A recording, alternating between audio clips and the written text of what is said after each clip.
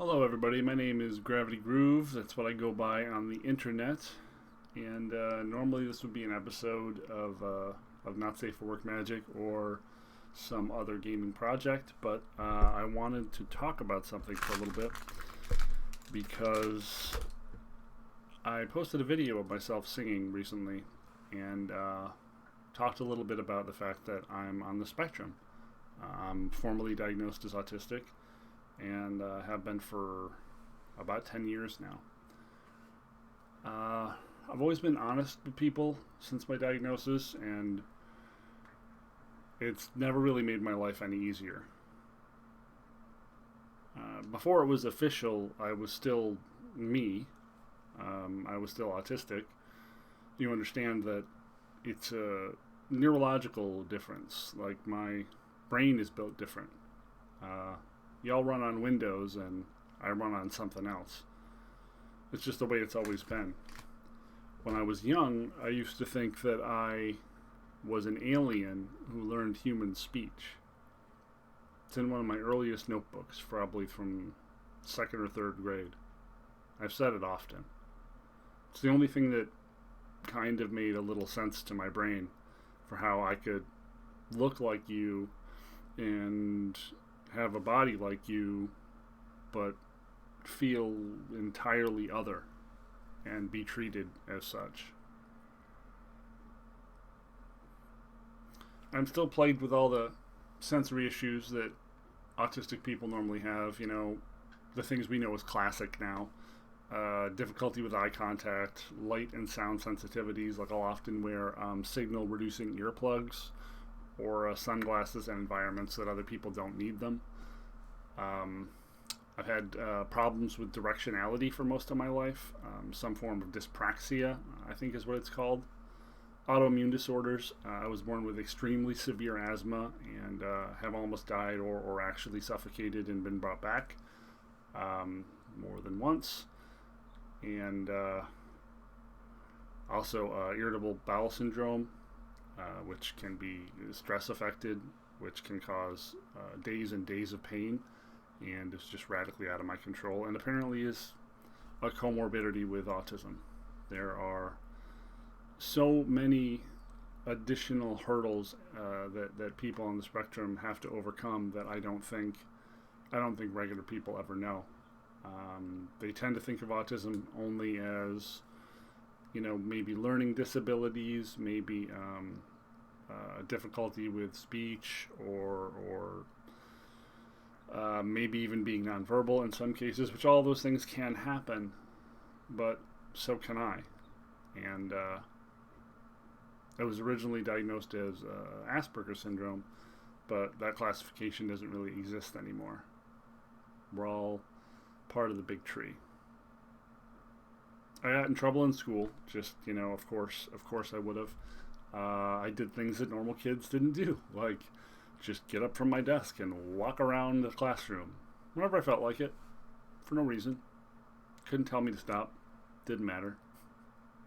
I just needed to move around. I was kicked out of kinder college because the teacher said, and quote, "I cannot teach your son," to my mother. So somehow at 5 years old, I was enough to frustrate a adult woman to the point where she refused me service. Like, I can't even imagine that in real life. Like, a 5-year-old is a surly asshole customer at a bar. Get out of here. I was 5. Okay. I only really did well in subjects that I was interested in, and anyone who's familiar with autism really understands that we tend to have narrow focus and special interests, and I'm no different in that course. Some of my special interests have changed slightly over the years. Some have remained pretty stalwart, such as my interest in music. I've been singing music and wishing I could sing music and trying to be in a band for like my entire life. And my social problems have obviously made that not very easy to do. Um, I don't want to dwell on that too much because it makes me very, very sad. So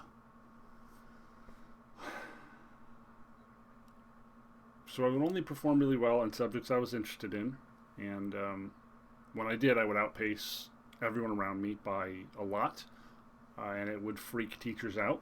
So I started getting like means tested and like ability tested and like psych evaled, like basically from the first grade. I've been under constant sort of supervision and scientific evaluation. My reading was off the charts. My verbal skills were way, way, way faster and higher than they were supposed to be for my grades. I was put into advanced learning classes, talented and gifted classes, gifted learning classes, all that stuff. And you can imagine how well that went. If you only perform really well in the things you're interested in, I couldn't really harness the supercharged parts of my brain for anything, only for stuff that I was really into. So I couldn't live up to the grades and the IQ scores I was generating about stuff that I wasn't excited about. So if it was a subject I was bored by, like math, for example, I just generally didn't perform very well, or I performed so poorly that it just confused all the people evaluating me, all the teachers and counselors and psychiatrists and whatnot. They were like, how can you have, an A plus in this and like a D or an F in this? They couldn't understand. Keep in mind this was, some 30 years ago at this point, and being an autistic kid in the land before people were really looking for autistic kids really fucked up my life in ways I can't fully explain to you. Einstein wrote that everyone is a genius, but if you judge a fish by its ability to climb a tree, it will live its whole life believing that it is stupid. And that's what happened to me. The things I was very good at, people praised me and rewarded me for being very good at. But the things I wasn't, they wanted me to be good at anyway. And I didn't comply. I couldn't comply. And while I never thought I was stupid, I knew very quickly I was smarter than almost everyone around me. That was obvious. But I spent most of my life, well into my adulthood, thinking that something was intrinsically wrong with me. That I was fundamentally cursed in some way. And unlovable. Just a useless, broken thing.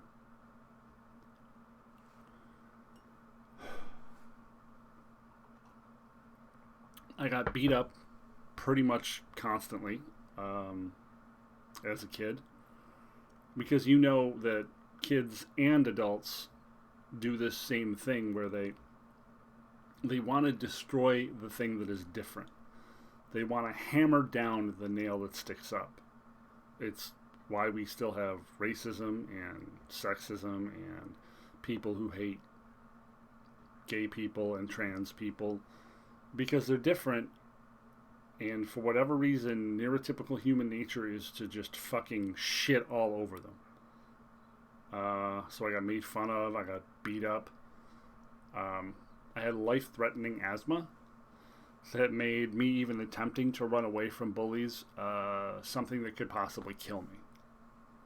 I was allergic to everything and would often wake up with my eyes glued shut with pus because I was allergic to the dust on my pillow.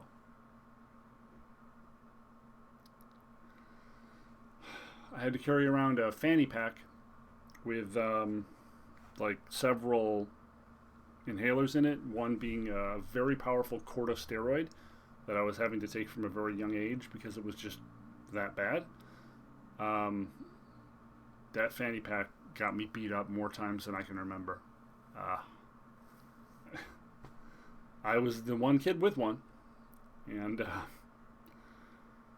it was not cool, let me tell you. It was not cool.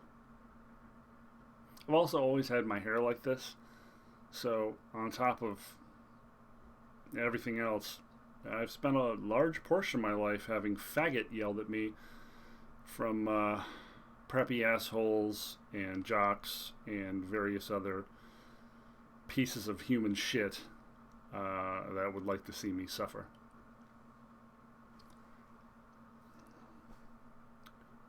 I have hundreds of pages of evaluations that I recovered as an adult, like going back and asking the very schools I went to for my records. I was lucky that I could retrieve a lot of them, because a lot of them were paper records, and some places no longer have those paper records. They're gone. I was very lucky that I could recover many of my records. My IQ tests, my psych evals, teacher's notes on all my behavior from kindergarten to high school, and reading through them as an adult was fucking crippling.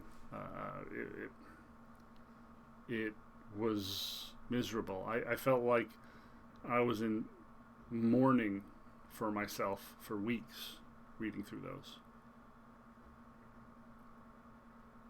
Getting those records was the only thing that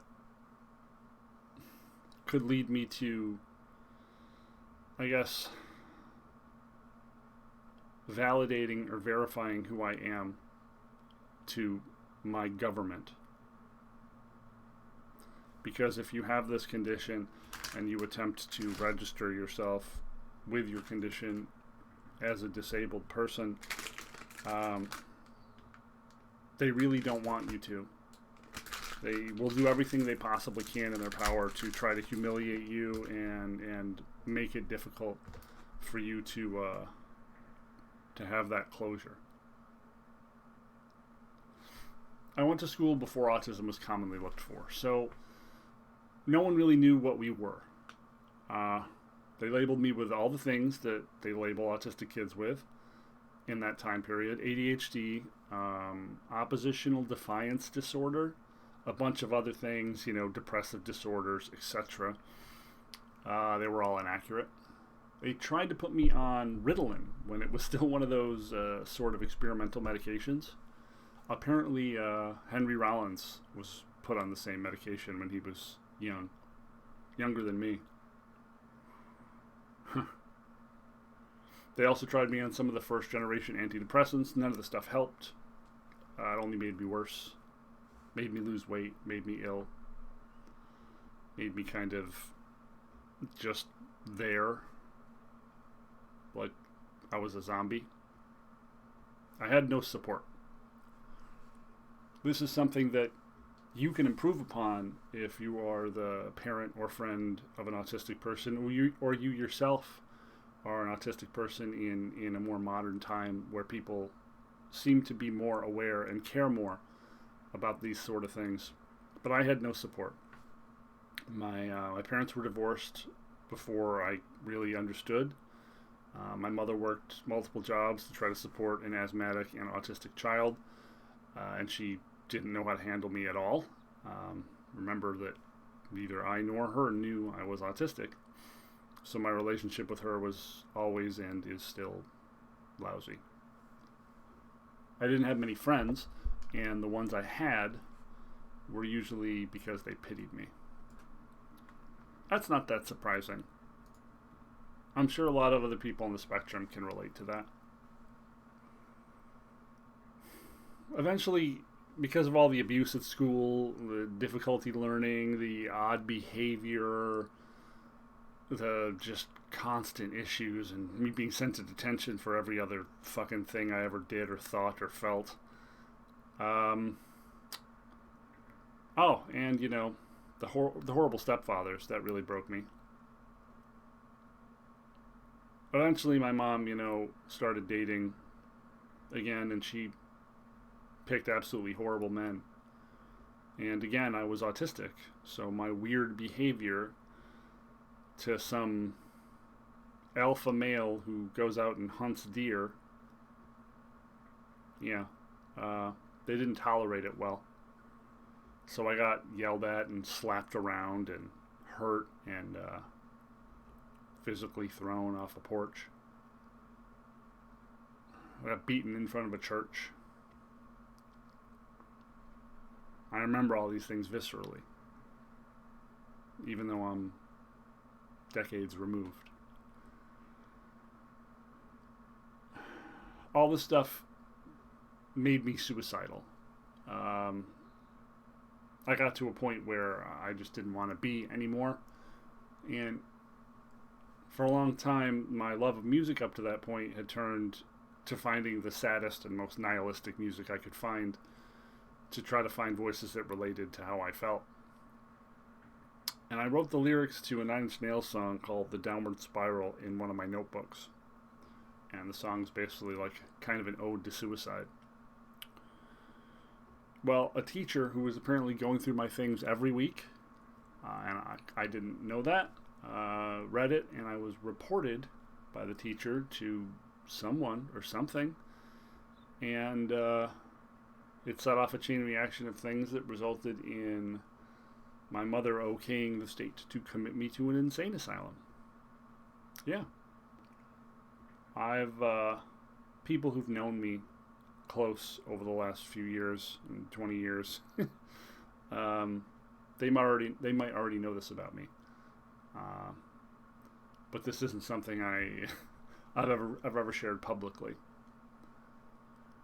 I was scared and bewildered and also kind of happy that I was no longer in that environment, like with the abusive stepfather and the school full of teachers and kids that seemed to hate me.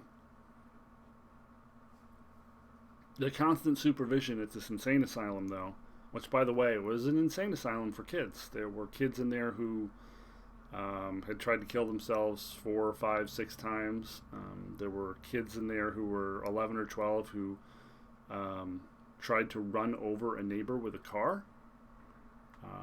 There were kids in there who set a person's house on fire intentionally.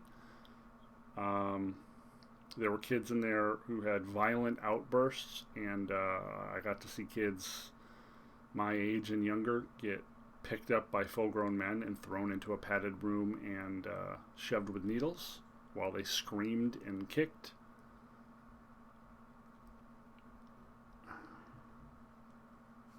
Being in this environment under constant supervision quickly revealed that I wasn't like other kids. I was very intelligent by comparison, easy to deal with compared to the kids around me, and if I was allowed to engage with things I was interested in, I never really got into any trouble. This led to, after several months of being locked up in a place that I could not leave, me being released and choosing to not be released to my mother.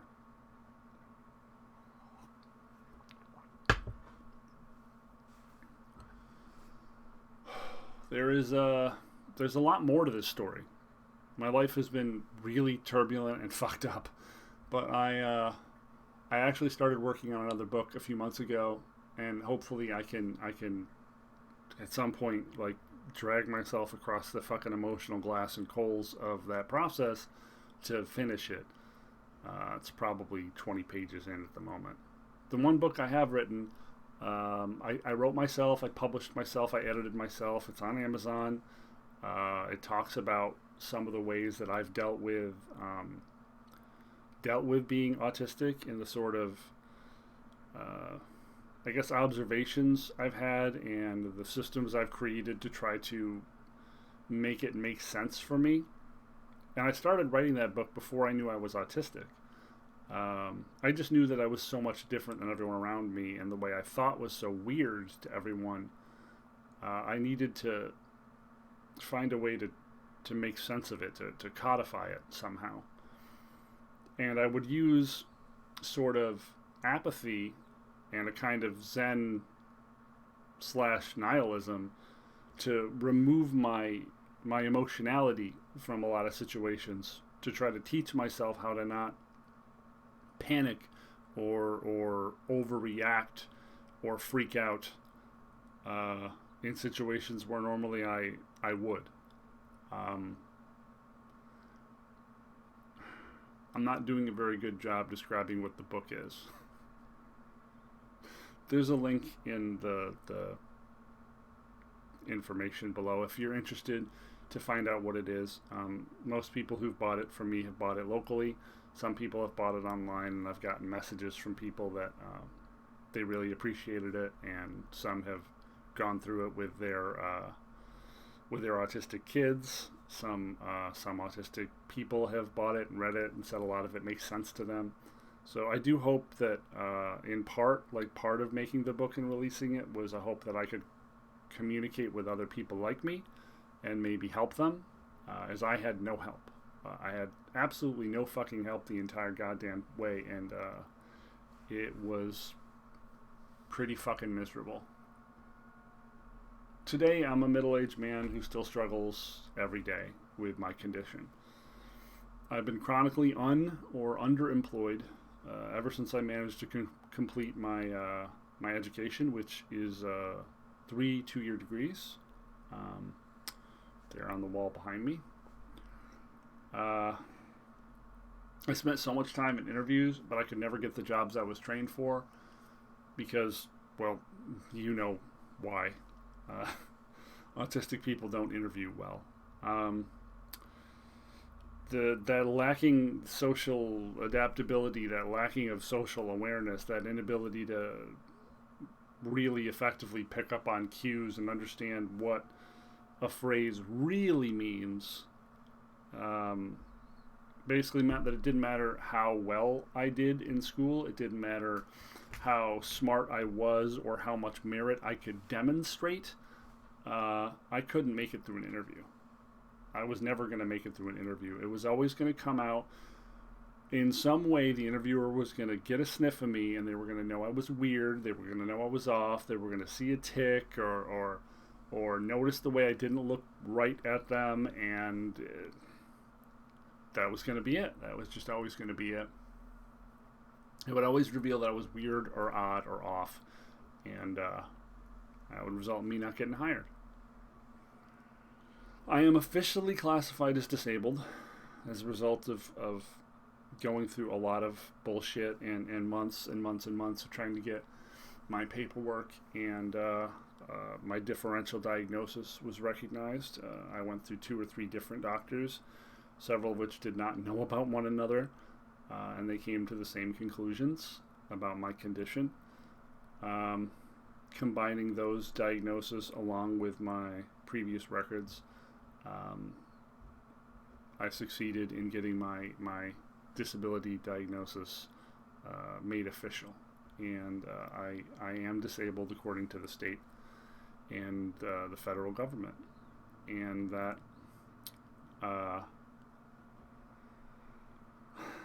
that was a small victory. I receive an incredibly small amount of money every month to survive that no person could ever actually survive on. And the only way I've kept myself from being actually homeless is the kindness of my partner or occasional odd jobs I've cobbled together for myself over the years, most of which are long since gone. I've never really talked this much about my condition publicly before.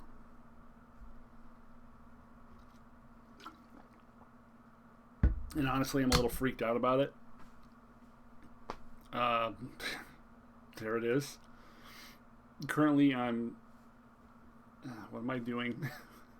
Currently, I'm recording and posting games on this YouTube channel, but I've not actually tried streaming live yet.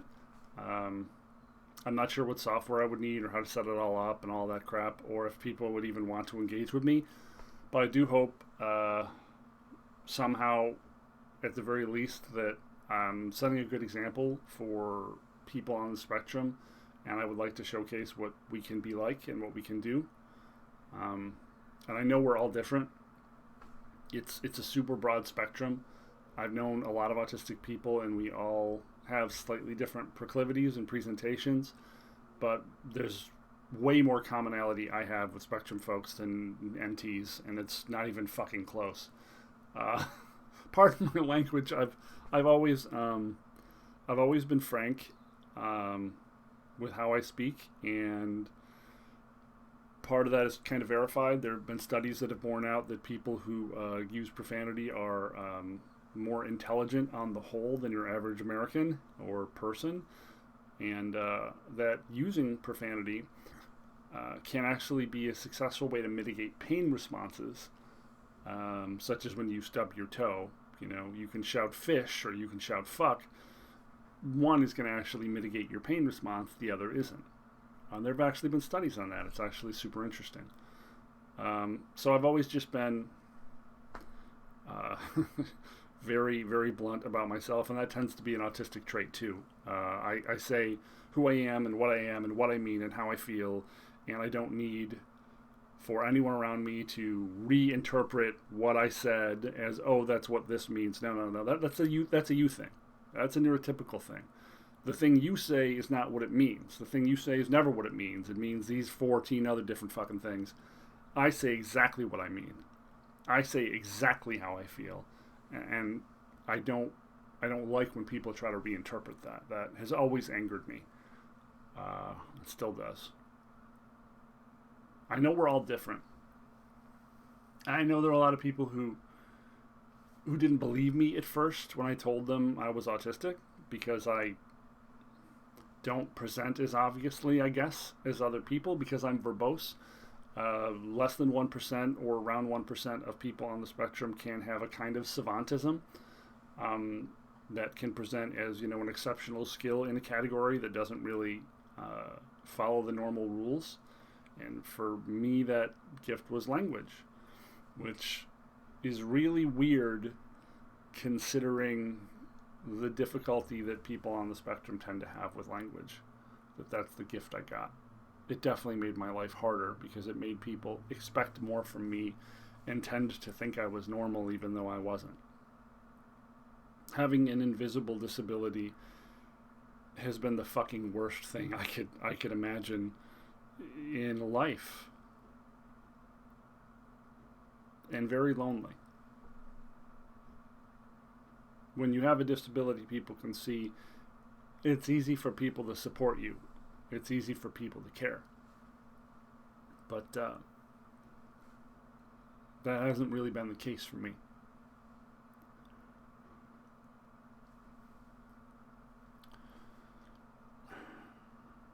We all present different, and that doesn't make me better or worse than anyone. Just different.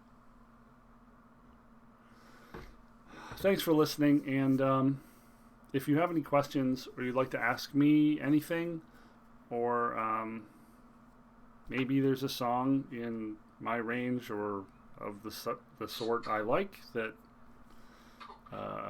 you'd like me to try to sing, you know, feel free to ask me to listen to that. Maybe I can sing it. Or again, just ask me any questions you have about myself or my experience, or tell me something about you if you're spectrum affected and what your challenges have been like. Thanks a lot again for listening and for hanging out, and I promise things will not be this heavy all the time. I don't know what else I can say. Thanks for hanging out. Later. Where's the button? Boom.